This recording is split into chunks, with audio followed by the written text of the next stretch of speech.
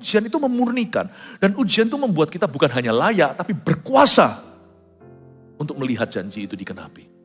Ujian itu penting sekali. Ujian membuat kita jadi jauh lebih baik. Menjadi jauh lebih mahir. Menjadi jauh lebih kuat.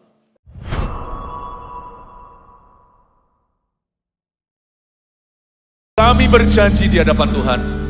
Jikalau tahun ini Tuhan menguji kami, kami akan keluar seperti emas.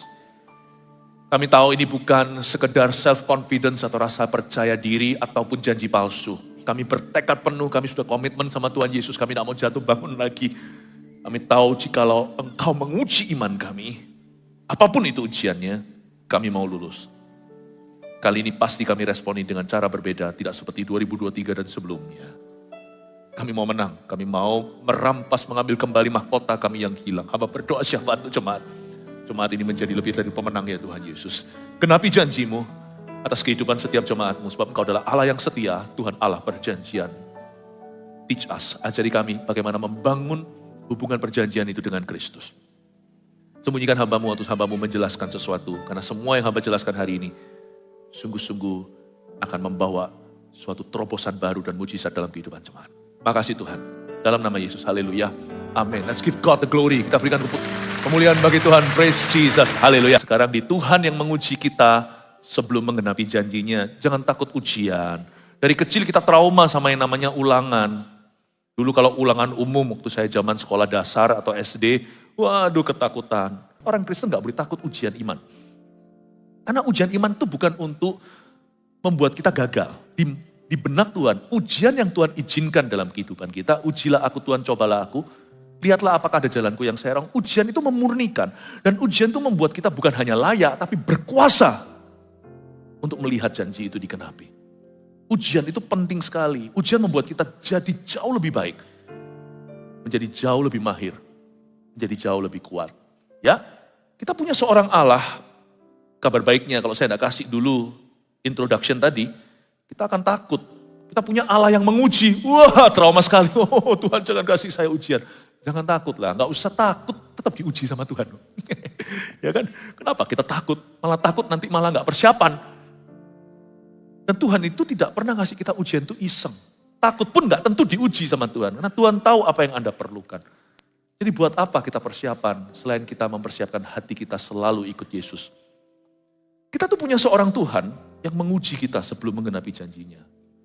Kalau Allah mau melakukan sesuatu dalam hidupmu, dia gak permisi dulu. Dan kalau Allah mau masuk dalam kehidupan Anda tidak, Tuhan tidak menunggukan Anda mempersilahkannya. Dan Tuhan datang hari itu ke pintu kemah Abraham. Untungnya dalam ujian kepekaan, dia peka. Kita lihat Kejadian pasal 18, Allah mengulangi menjanjikan seorang anak laki-laki kepada Abraham. Ayat pertama, kemudian Tuhan menampakkan diri kepada Abraham dekat pohon terbantin di Mamre. Sedang ia duduk di pintu kemahnya waktu hari panas terik. Ketika ia mengangkat mukanya, ia melihat 3 orang berdiri di depannya. Sesudah dilihatnya mereka, ia berlari, Abraham berlari dari pintu kemahnya menyongsong mereka, lalu sujudlah ia sampai ke tanah, serta berkata, Tuanku, jika aku telah mendapat kasih Tuanku, janganlah kiranya lampaui hambamu ini. Tunggu sebentar sampai ayat 3, saya jelaskan. Tuhan yang menguji kita sebelum menggenapi janjinya. Ujian pertama datang, Tuhan datang tidak diundang. You know, kadang-kadang sebelum Tuhan menggenapi janji, He will invade your world. Dia akan menyerang hidupmu. Ada invasi ilahi. Dan invasi itu bukan sesuatu untuk meruntuhkanmu. Tuhan tidak pernah membawa destruction. Atau Tuhan tidak pernah membawa kehancuran kecuali menghancurkan sifat lamamu. Tapi invasi Tuhan itu pasti sesuatu yang kurang nyaman. Itu di luar zona nyaman kita. Mereka lagi sedang di panas terik matahari, sedang ngiup-ngiup itu di kemah mereka. Tiba-tiba datang 3 orang. Tahukah kalau Anda di padang pasir, di padang belantara, di tempat yang gersang. Mamre itu di daerah Hebron. Hebron itu panas, jelas-jelas ditulis di sini waktu hari panas. Bukan hanya panas, panasnya terik. Biasanya kita malas. Kenapa Tuhan tidak datangnya pas sejuk-sejuk hari? Kan enak ya kan? Enak melayani kalau lagi nyaman. Kita itu pelayanan kan nyaman kalau semua orang menyenangkan. Tapi pas panas terik, Yesus datang. menariknya, kenapa Tuhan itu salah timingnya? Ya coba Tuhan datang pas saya siap. Disuruh jadi pemimpin, wong saya gak rasa ready loh. Kalau Anda merasa ready berarti bukan panggilan. Karena panggilan Tuhan itu berarti Tuhan yang memampukan. Kita disuruh ngampuni kalau lagi kepahitan. Nah ngapain ngampuni kalau lagi kemanisan? Paham maksudnya? Kita disuruh memberi, kenapa kok memberinya menyakitkan? Nah, kalau enggak gitu namanya bukan korban. Kenapa kita disuruh mengasihi orang yang sama sekali tidak lovely? Ada orang tertentu yang gampang dicintai, tapi ada orang tertentu yang menjengkelkan. Kalau saya bisa nyanyi tentang orang itu, bukan lagunya begini, anointing fall on me. Gara-gara orang itu saya nyanyinya, annoying fall on me. Orang itu annoying sekali, orang itu menjengkelkan sekali. Kenapa Tuhan suruh saya mengasihi? Kalau mengasihi orang yang mengasihimu, siapa aja bisa. Kenapa Tuhan suruh saya bersyukur waktu aku sedang berada di titik rendah? Lah kalau titik tinggi itu bukan joy namanya, bukan sukacita, namanya happy. Semua orang ya bisa. Panas terik itu timingnya salah. Tapi Tuhan datang membawa janji, untung Abraham dan Sarah lulus. Lulus betul sih, enggak juga, nanti ada cerita lucu di mana Sarah tertawa. Ayat pertama lagi coba, kemudian Tuhan menampakkan diri kepada Abraham dekat pohon terbantin di Mamre. Sedang ia duduk di pintu kemahnya waktu hari panas terik. Ada kata kemudian. Ini jadi kedatangan Tuhan kesekian kali.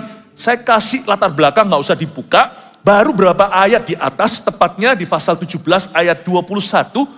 Tuhan berjanji sama Sarah. Dia berjanji begini, tahun depan kurang lebih waktu sama, istrimu Sarah akan melahirkan seorang putra. Jadi dari Kejadian pasal 17 ayat 21, ketika Tuhan berjanji exactly this time next year, kamu akan punya momongan, sampai pasal 18 ayat pertama kata kemudian, itu benang merahnya, gak mungkin lebih dari 3 bulan. Saya hitung matematikanya. Karena waktu dia datang di pasal 17, Tuhan bukan datang dalam wujud manusia penampakan, tapi sebuah suara bicara ke Abraham, maka berfirmanlah Tuhan. Nanti firman Tuhan datangnya bukan lewat suara, tapi lewat wujud. Sang firman datang sendiri, in person secara pribadi, yaitu Yesus di perjanjian lama.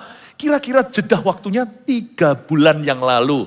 Kenapa? Buktinya apa? Karena dari kata kemudian ini, sampai dia punya anak itu setahun itu 12 bulan. Setelah malaikat ini pergi meninggalkan Abraham setelah mengunjungi kemah mereka. Hamil itu kan 9 bulan. Paham ya? Hamil kan 9 bulan.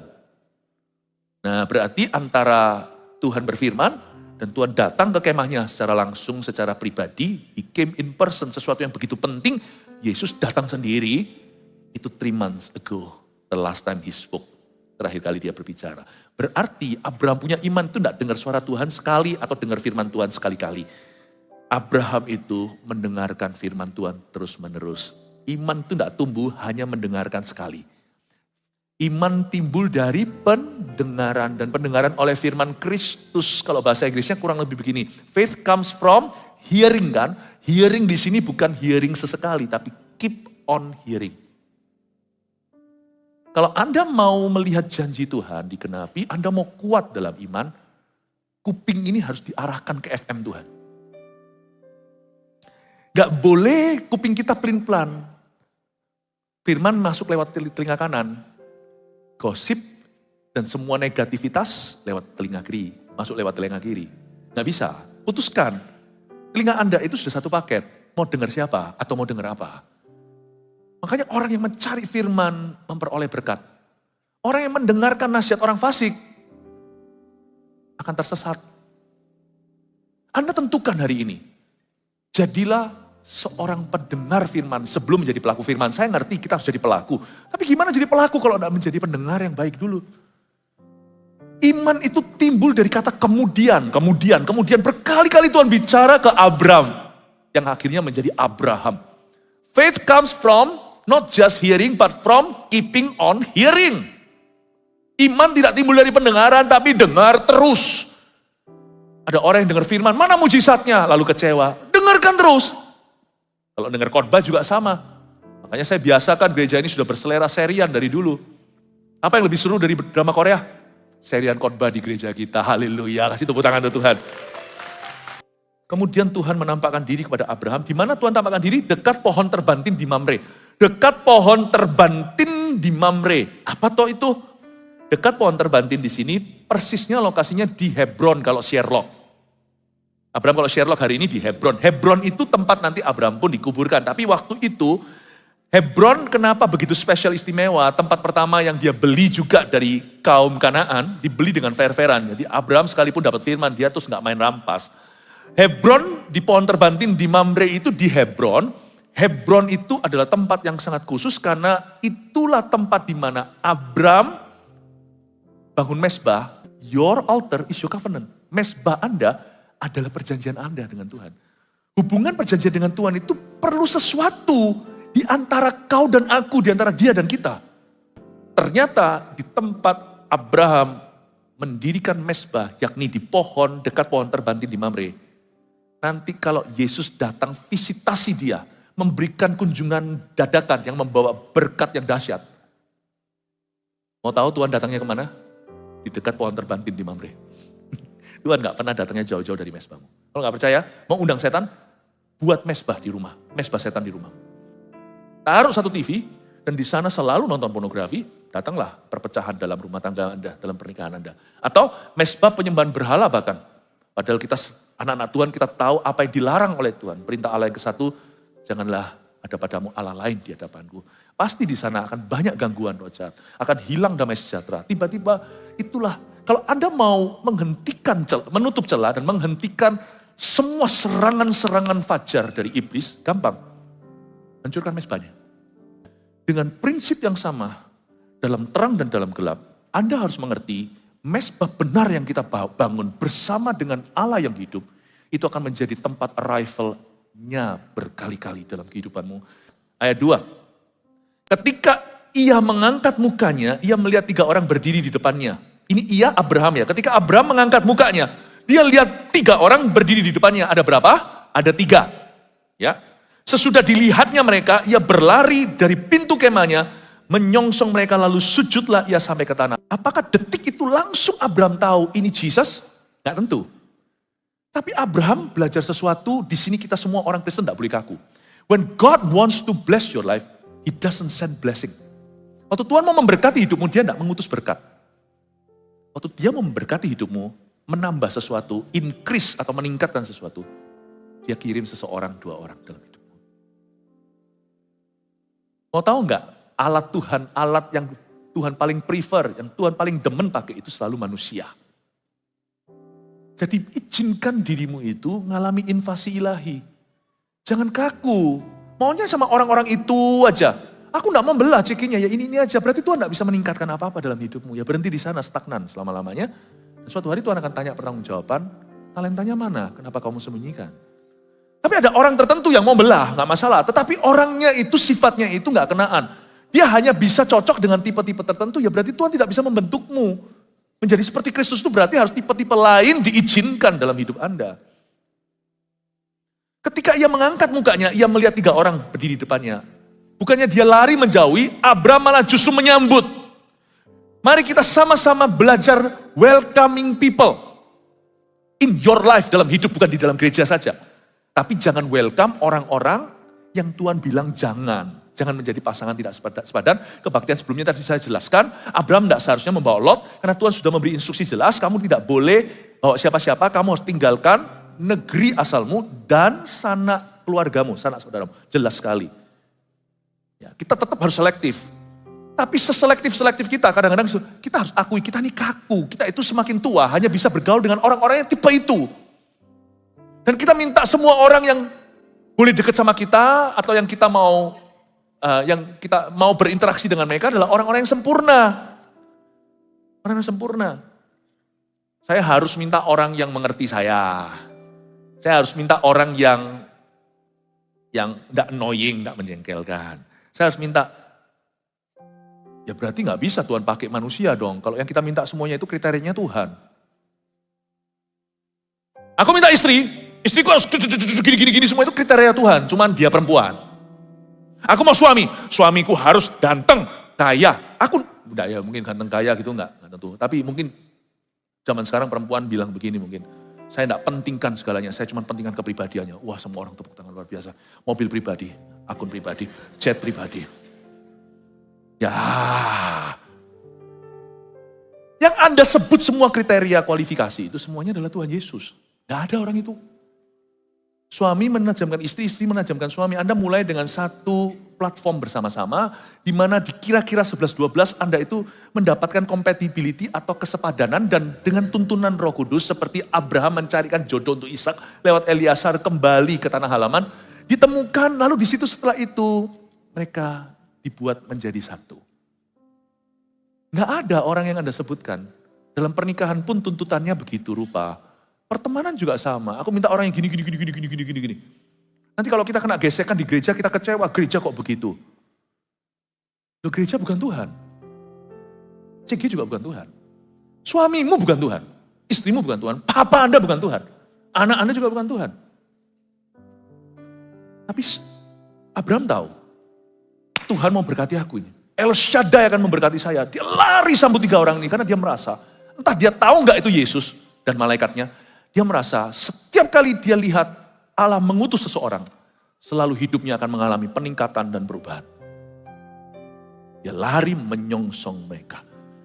Karena Abraham sudah mengerti watak Allah. Allah tidak pernah, anak Allah, Yesus Kristus tidak pernah mau bekerja sendiri. Apapun yang dia mau genapi dalam hidupmu, setiap janji ilahi, percaya nggak? Kalau Tuhan janji sama Anda harus bisa langsung curiga. Penggenapan janji itu pasti melibatkan orang lain dalam hidup. Nggak pernah Tuhan janji sama Anda itu solitary. Tuhan tidak pernah berjanji kepada Anda, itu Anda dalam satu planet sendiri. Lalu janji itu digenapi. Never. When God wants to fulfill something good in your life, He will involve at least 2 other people. Kalau Tuhan mau menggenapi sesuatu yang luar biasa, sesuatu yang wonderful, sesuatu yang ajaib dalam hidupmu, sesuatu yang indah, Dia pasti akan melibatkan minimal 2 orang lain di dalam hidup Anda. Dan 2 orang itu Anda tidak bisa pilih-pilih, karena mereka bukan Yesus. Kadang-kadang, untuk supaya Daud bisa mengejar orang-orang yang merampas istri anaknya dan istri anak pengikutnya di Siklag, dia harus ketemu orang yang, apa gunanya? Itu mungkin kesan pertama, karena ada satu orang Amalek, Mesir ya, orang Mesir, seorang hamba yang bahkan tuannya pun majikannya zaman dulu kan, zaman perbudakan, itu dianggap properti yang sudah usang, itu orang sudah dibiarkan mati begitu aja. Jahatnya orang Amalek meninggalkan orang Mesir yang sudah mengabdi. Daud turun, dia tahu kalau dia dalam perjalanan perang dan mau merebut kembali apa yang dicuri oleh iblis, dalam perjalanan yang begitu mendebarkan, karena bisa setiap saat istri mereka diperkosa, bisa kapanpun setiap detik anak mereka mati atau dijual ke saudagar lebih jauh, mereka tidak bisa lagi trace back karena zaman itu belum ada AirTag. Di dalam perjalanan dia ketemu orang yang digeletakkan. Tentara Daud semua sudah kepahitan, tadi mau rajam dia. Daud turun dari kudanya, saya asumsi dia naik kuda untuk mengejar lebih cepat, kasih minum, diobati dulu seperti orang Samaria. Itu semua pahlawannya pasti berkata Daud gila. Tapi mereka nggak ngerti, jadi mereka tunggu dulu. Makanya pahlawan Daud itu semua sangat respect sama dia, karena Daud punya pikiran lebih tinggi dari pikiran mereka. Cara Daud bukan cara mereka. Persis nanti seperti keturunan Daud, Yesus Kristus. Dia turun kasih minum dulu. Ternyata siapa ngerti, siapa tahu bahwa orang Mesir itu jadi kompasnya mereka. Mereka nggak duga ternyata ini salah satu hamba daripada orang-orang yang merampas istri anaknya, yang menculik mereka. Ngomong demi ngomong diberitahu arahnya ke sebelah timur, sebelah barat atau ke sebelah selatan. Kamu ke sana. Akhirnya hamba ini sudah kuat, ditinggal sebentar, Daud langsung dapat arahan daripada dia cari ke seluruh pelosok dunia. You know when God wants to show you a miracle, waktu Tuhan mau menunjukkan, mau memberimu, melakukan suatu mujizat dalam hidupmu, mungkin Tuhan tidak memberimu mujizat. Tuhan mengizinkan dalam perjalananmu untuk memperoleh mujizat itu, ada satu orang dengan kebutuhannya di sisi sana, dan Tuhan uji kepekaan Anda. Waktu Tuhan mau saya sabar, Tuhan kirim kepada saya orang yang kurang ajar. Waktu Tuhan mau saya untuk tabah, Tuhan bikin orang lain yang bikin susah. Aneh Tuhan itu. Tapi dia heran. Hikmatnya tak terselami. Kenapa Tuhan tidak langsung aja bicara lewat baju efod imam? Daud lagi kejar musuh yang menculik istri anaknya. Waktu itu segala-galanya, setiap detik bisa berarti hidup dan mati.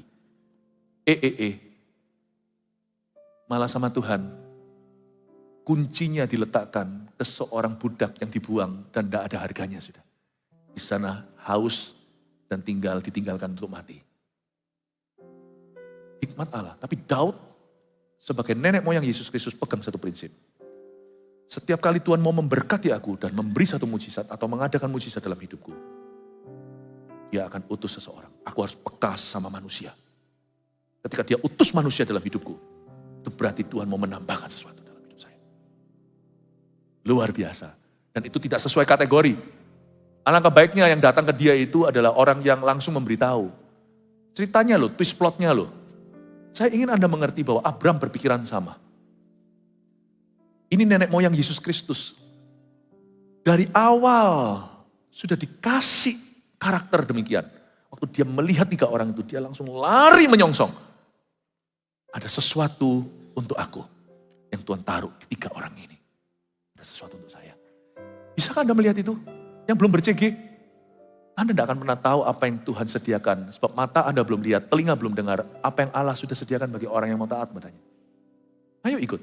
Takut Pastor Philip nanti kalau dekat-dekat nanti gosip semuanya, iya, apaan itu? Kasih jalan raya kok, kita keluhkan selokan. Tapi nanti kalau saya CG gitu, aduh kebiasaan baru, mulai baru segalanya. Kecuali kalau kita mau mati kaku. Apa yang saya sampaikan sekarang ini bukan untuk mendorong Anda masuk CG, saya kasih ilustrasi aja contohnya. Orang yang takut untuk menjalin pertemanan baru, orang itu sudah mati kaku. Amin Bapak Ibu. Ayat 3 sekarang ya, serta berkata, nih Abraham berkata ini, Tuanku, jika aku telah mendapat kasih Tuanku, janganlah kiranya lampaui hambamu ini. Abraham berkata begini, please stay supaya saya bisa layani. Ini ujian kasih. Jangan pernah lihat orang itu langsung nilai dengan penampilan. Oh orang ini bisa berguna untuk aku, sebab Anda tidak pernah tahu kapan siapa akan berguna dalam hidup Anda. Karena kita tidak tahu siapa akan berguna untuk kita. Bergunalah dulu untuk semua orang. Jangan pernah remehkan. Mungkin ada anak muda sekarang bocah ingusan. Anda marah-marahi dia, suatu hari menantumu. Karena itu Bapak Ibu Saudara, kalau kita tidak bisa tahu siapa berguna dululah. Abraham menjadikan dirinya berguna. Tuanku, kalau aku mendapat kasih Tuanku. Abraham ini konglomerat. By this time dia itu orang kaya raya. Jika aku mendapat kasih Tuanku, ini orang hebat. Dia pernah kalahkan raja-raja. Orang ini berkata, janganlah kiranya lampaui hambamu ini. Luar biasa ya. Biarlah diambil air sedikit, basuhlah kakimu dan duduklah beristirahat di bawah pohon ini. Oke. Biarlah ku ambil sepotong roti supaya tuan-tuan segar kembali. Good? Mau dikasih roti itu. Kemudian bolehlah tuan-tuanku meneruskan perjalanannya, sebab tuan-tuan telah datang ke tempat hambamu ini. Jawab mereka, perbuatlah seperti yang kau katakan itu. Ayat 5 membuat saya curiga bahwa Abraham belum tahu maksud kedatangan ketiga orang. Dan bahkan kemungkinan besar belum tahu bahwa yang tengah itu Yesus. Karena Abraham berkata, makan dulu, kemudian boleh tuan-tuanku meneruskan perjalanannya. Kalau bisa cari teman, kenapa cari musuh? Orang bodoh adalah diam-diam gak ada angin, gak ada badai, cari musuh sama orang. Karena enggak pernah tahu, Anda belum bisa membaca masa depan. Paling cuma tahu perencanaan. Tapi twist plot itu di tangan Tuhan. Abraham belum tahu, kalau ayat 5 ini saya yakin dia belum ngerti. Karena dia berkata, nanti setelah makan, bolehlah tuan-tuanku meneruskan perjalanan. Dia gak ngerti bahwa Abrahamlah destinasi. Ayat 6, lalu Abraham segera pergi ke kemah mendapatkan Sarah serta berkata, lihat ya, segeralah ambil 3 sukat tepung yang terbaik, remaslah itu dan buatlah roti bundar. Saya rasa di ayat 6 dia langsung sudah tahu. Waktu dia setelah ngomong, Anda boleh pergi setelah ini, waktu dia mau masuk ke dapurnya lagi, tiba-tiba rohnya itu nyala. Ini dari Tuhan. Ini ujian. Dia gak datangnya seperti orang nanti di depan sana yang Anda lihat prayer corner. Kalau Anda lihat ada yang prayer corner, datangi, minta didoakan. Nggak ada tulisan 3 orang itu, ini Yesus, ini malaikat. Jadi Abraham nggak tahu. Tapi waktu Abraham lihat mereka, Abraham jadikan dirinya berguna. Dan dia tawarkan hospitality gaya Timur Tengah. Tapi setelah itu, menyala rohnya. ini Tuhan, ini ujian. Ini ujian, Tuhan menjelma di wujud manusia. Perjanjian lama bisa nggak lakukan itu, bisa dalam tubuh sementara. Tapi Yesus waktu lahir di palungan, dia dalam daging darah manusia. Secara penuh dan seluruh, secara nyata. Waktu itu dia berkata, ini ujian Tuhan. Aku harus menang. Lalu dia langsung bilang sama Sarah apa? Segera ambil 3 sukat tepung yang terbaik. Remaslah itu dan buatlah roti bundar. Dia nggak berkata, Sarah, suruh hambamu Hagar. Kan Hagar sudah ada, kira-kira waktu itu. Suruh hambamu yang lain, hambamu perempuan. Enggak, dia berkata, kamu, tuan rumah. Kamu yang harus remas roti, bikin sendiri. Lalu Abram nggak main suruh, ayat 7, lalu berlarilah Abram kepada lembu sapinya. Ia mengambil seekor anak lembu yang empuk dan baik dagingnya dan memberikannya kepada seorang bujangnya, lalu orang itu segera mengelolanya. Tapi Abram pilih sendiri. Ini ngajari kita sesuatu. Kalau kita harus take ownership akan janji Tuhan di hidup kita. Jangan main delegasi dan minta orang lain mengerjakannya. Jangan punya kebiasaan titip doa. Atau biarkan istriku melayani, aku cari uang saja. Apa salahnya cari jiwa, tapi juga cari nafkah, kedua-duanya. Gak perlu. Abram tahu, aku diuji sama Tuhan, aku diuji sama Maha Kuasa. 3 wujud manusia datang kepada saya, dan roh saya berkata dalam kepekaan, these are no mere men. So, Anda tidak tahu kata perjanjian baru. Siapa tahu waktu Anda melayani seorang manusia, Anda sebenarnya sedang melayani seorang malaikat. Dan pada waktu itu, Abram berkata, no, ini adalah berkat kita. Aku tidak akan izinkan orang lain yang serve mereka, aku yang akan serve sendiri. Maka Abram membuat semua hidangan itu dan disajikan sendiri. Ayat 8, kemudian diambilnya dadi dan susu serta anak lembu yang telah diolah itu, lalu dihidangkannya di depan orang-orang itu, dan ia berdiri di dekat mereka di bawah pohon itu sedang mereka makan. Lalu kata mereka kepadanya, di manakah Sarah istrimu? Jawabnya, di sana di dalam kemah. Langsung dia tahu. Dan Abram tidak nampak terkejut. Di mana Sarah istrimu? Kalau ini tamu, mereka nggak pernah ketemu. Terus tiba-tiba tahu nama istrinya. Nama barunya lagi. Baru 3 bulan yang lalu, Tuhan berfirman, itu tidak ada orang. Itu pengalaman pribadi Abraham. Jadi Abraham detik itu langsung konfirmasi, ini Tuhan. Ini Tuhan. Karena tidak ada orang tahu doamu. Dan 3 bulan lalu di pasal 17, Tuhan bilang sama Abraham, namamu bukan lagi Abram tapi Abraham. Dia umur 99. Dan nama istrimu karena dia akan menjadi ibu segala bangsa-bangsa. Namanya bukan lagi Sarai, tapi Sarah. Dan hari itu di ayat 9 Tuhan berkata, lalu kata mereka kepadanya, di mana Sarah? Bukan Sarai, Sarah istrimu. Wow! They call her by her new name. Meskipun Sarah nanti terbukti kurang percaya, Tuhan itu selalu over belief. Dia itu selalu mempercayai kita lebih dulu daripada sebelum kita bisa membuktikan apa-apa. Tuhan itu selalu gitu. Itu namanya kasih karunia. Berarti Tuhan sudah di depan dulu, kita nyusul. Buktinya Sarah gak percaya banget. Dia sudah dikasih nama baru, tapi masih ragu.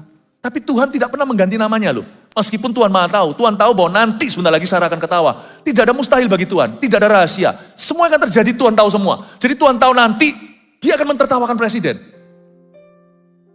Tapi Tuhan tetap panggil dia pakai nama Sarah. Enggak begini loh. Aku kasih dia nama Sarai dulu sampai dia membuktikan dan layak dengan gelar yang baru. Baru aku akan memanggil dia dengan nama itu. Tapi Tuhan tidak melihat kita sekarang. Tuhan tidak melihat kegagalanmu. Tuhan melihat potensimu. Kalau Anda setuju dengan Tuhan, itu jadi. Itulah perjanjian. Abraham belum punya anak, tapi Tuhan sudah panggil dia Abraham, bapak banyak bangsa. Karena dia sepakat, di situ dia mengalami mujizat. Lalu kata mereka kepadanya, di mana Sarah istrimu? Di sana di dalam kemah dan firman-Nya, sesungguhnya aku akan kembali tahun depan mendapatkan engkau. Pada waktu itulah Sarah istrimu akan mempunyai seorang anak laki-laki. Dan Sarah mendengarkan pada pintu kemah yang di belakangnya. Adapun Abram dan Sarah telah tua dan lanjut umurnya. Dan Sarah telah mati haid. Mati haid berarti dia sudah lama berhenti menstruasi. Dia sudah lewat jauh dari saat dia menopause. Ayat 12, jadi tertawalah Sarah dalam hatinya. Katanya, aku akan berahikah aku setelah aku sudah layu. Sedangkan Tuanku sudah tua. Maaf ngomong sesuatu yang lebih dewasa. Tertawa dia. Karena pikiran itu lucu. Jadi Sarah itu bukan jahat. Kan dia bilang, akan berahikah aku setelah aku sudah layu, sedangkan tuanku sudah tua. Mau tahu nggak? Ujian berikutnya yang ditunjukkan hari itu bukan ujian kepekaan. Ini orang utusan Tuhan. Tapi ujian berikutnya adalah ujian waktu. Tuhan datang hari itu mau melihat apakah mereka masih hidup dalam iman dan pengharapan sekalipun sudah menunggu 24 tahun lamanya. Mereka dapat anak setelah Haran itu 25 tahun setelah janji Tuhan. Sometimes sebelum Tuhan menggenapi janji, Tuhan tidak akan langsung menggenapinya. Meskipun Tuhan sudah berjanji, Tuhan akan datang satu episode lagi untuk melihat apakah Anda masih hidup dalam iman dan pengharapan yang sama. Atau Anda sudah merohanikan janji Allah. Mungkin saat itu Sarah tertawanya itu begini loh. Kan lucu. Kalau kamu gak percaya ya ngomong gak percaya. Sekalian nyangkal Tuhan. Tapi Sarah juga gak berani nyangkal Tuhan. Sarah cuma tertawa, aku sama suamiku tuh masih bisa berahi kah? Lalu pertanyaan saya, kalau saya bisa angkat tangan di depan Ibu Sarah. Bu, lalu selama ini Anda percaya firman itu percaya apa? Kan Tuhan jelas-jelas mentah-mentah berkata akan ada keturunan dari kamu. Mungkin gara-gara gak kunjung datang, tidak terjadi, maka Zara mulai secara diam-diam spiritualize God's promise. Paham ya? Spiritualize God's promise. Atau merohanikan janji Tuhan. Mungkin Zara diam-diam karena dia gak nyangkal Tuhan. Dia juga tidak berkata Tuhan tidak akan lakukan. Cuman dia karena gak kunjung datang sesuai ekspektasi, maka dia punya versi sendiri untuk membuat hatinya lebih bisa menerima. Kalau Tuhan pernah janji sama Anda, 25 tahun pun tunggu. Kalau memang janjinya itu. Ya. Ayat 13, lalu berfirmanlah Tuhan kepada Abram. Lihat ini. Mengapa Sarah tertawa dan berkata, sungguhkah aku akan melahirkan anak sedangkan aku telah tua? Tuhan ngomongnya ke Abram. Kok gak ngomong ke Sarah langsung? Toh bisa dengar. Toh dia ngintip-ngintip di pintu kemah. Kan bilang begini mestinya sama Sarah. Kenapa kamu tertawa? Kenapa dia bilangnya sama Abram? Mengapa Sarah tertawa? Karena yang pegang janji itu Abram. Tuhan itu menghargai leadership, pemimpinan. Adakah sesuatu apapun yang mustahil untuk Tuhan? Ayat 14. Pada waktu yang telah ditetapkan itu tahun depan, aku akan kembali mendapatkan kau. Pada waktu itulah Sarah mempunyai seorang anak laki-laki. Jadi dengan jelas, ini bukan anak rohani. Tahun depan, tanggalnya diberitahukan. Yaitu pada waktu yang telah ditetapkan itu, tahun depan aku akan kembali mendapatkan kau. Pada waktu itulah Sarah mempunyai seorang boy. Anak laki-laki di sini, seorang bocah. Bukan anak rohani. Jadi Tuhan langsung seperti tampar lembut halusinasinya Sarah. Setelah 24 tahun dia mulai tidak jelas dengan janji. Semua dirohanikan. Padahal Tuhan janjinya itu fisik kali ini. Dan Tuhan berkata, sorry bukan itu maksudnya Sarah. Dengarkan kau yang tertawa. Next year kamu akan momong bayi dari kandunganmu.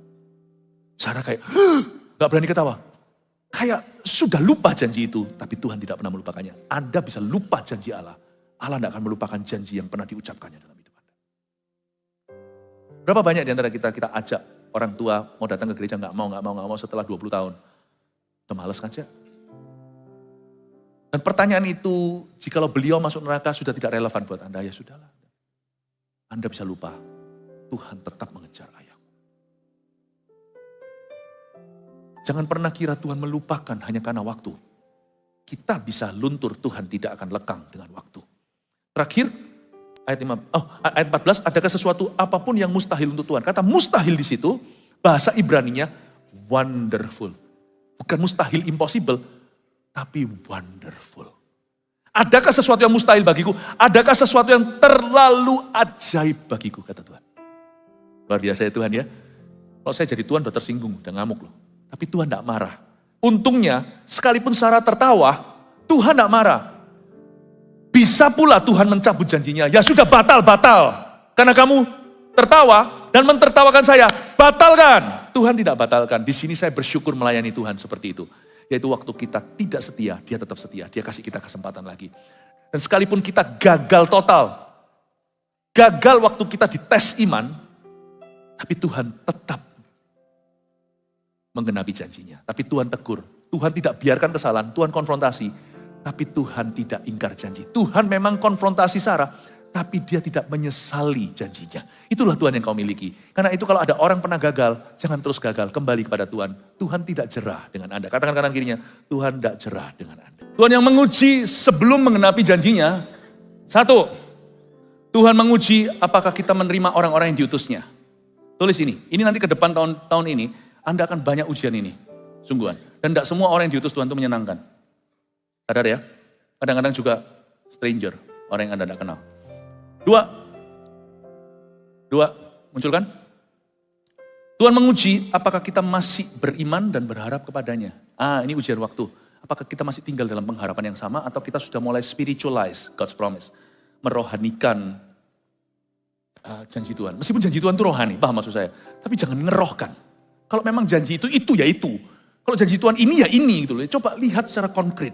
Apa janji Tuhan kali ini dalam hidupmu? Tapi Anda harus pasti bahwa Anda mendengarkan suara Tuhan. Kalau Anda pasti doa lagi. 3, Tuhan menguji apakah kita mengasihi dia lebih dari siapa saja. Seperti Abraham lebih mengasihi Tuhan daripada Sarah istrinya. Waktu Sarah salah, dia tidak bela. Tapi dia tidak ikut nimbrung ya. Yo kamu nanti tidur di sofa nanti ya kan. Tapi mungkin ada nanti setelahnya Abraham berkata, next time jangan gitu ya. Kamu jangan gitu. Jadi dia bisa kontrol. Dan Tuhan melihat kamu lulus. Saya harap 3 poin ini mengajari kita bagaimana lulus ujian di tahun-tahun yang akan datang. Semoga hidupmu semakin diberkati dan janji Tuhan akan digenapi. Kasih tepuk tangan untuk Tuhan Yesus. Praise the Lord.